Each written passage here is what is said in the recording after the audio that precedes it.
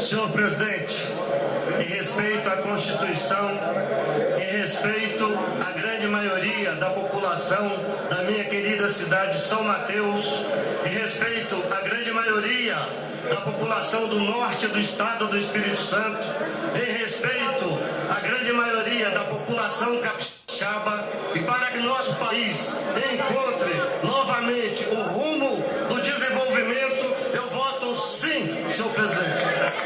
Senhoras e senhores deputados, os capixabas nunca legitimaram esse governo.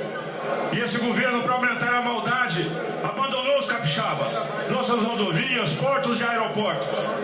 Então, por tudo isso, senhores deputados, pela minha família, em especial pelo meu filho Arthur e pela minha filha Sara, pela agricultura e pelos agricultores do meu Espírito Santo, pelo cooperativismo, pela indústria abandonada por esse governo, pela ciência e pela tecnologia, pela maioria esmagadora dos capixaba, Espírito Santo, o meu voto é sim!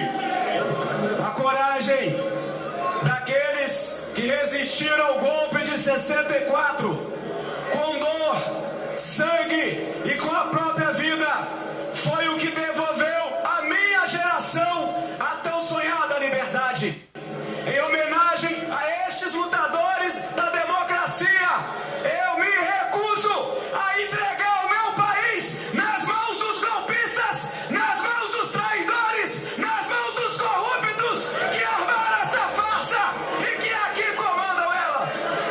Em homenagem aos milhões de lutadores que hoje lutam e não se cansarão de lutar pela democracia, por amor à pátria, meu voto é não! Não posso concordar que o deputado Eduardo Cunha presida essa sessão.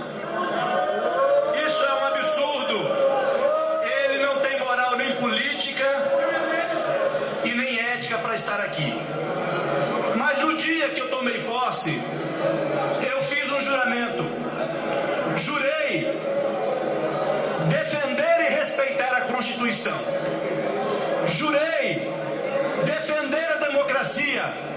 Por isso, o meu voto é não ao golpe.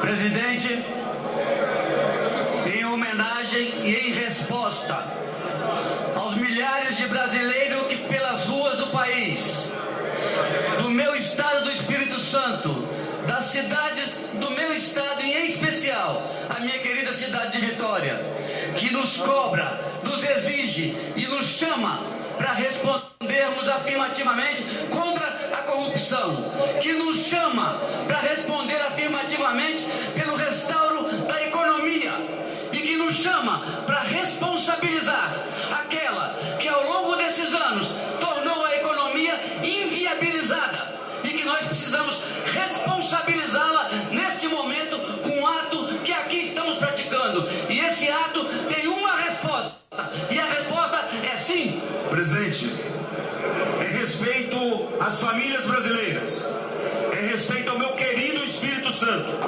em respeito à minha cidade natal, Ibiraçu, pelos meus amigos e por toda a minha família, eu voto sim ao impeachment. Senhor presidente, senhores deputados, em homenagem aos princípios da Constituição Federal, da legalidade, da impessoalidade, sobretudo da moralidade, da publicidade e eficiência, meu voto é sim. Presidente, em nome da minha querida cidade de Colatina, de todos os filhos do solo capixaba, do noroeste capixaba, de todo o Espírito Santo, em nome da nação brasileira, em nome dos meus filhos, Sara, Estevão, Jordana e Donato, do meu sobrinho, que em nome dele, toda a minha família e todos os jovens desse país, na esperança que nós possamos construir com o novo governo um diálogo com a política, com a economia e recuperar essa nação. Em nome de todos esses, em nome do Brasil, eu voto sim, senhor presidente.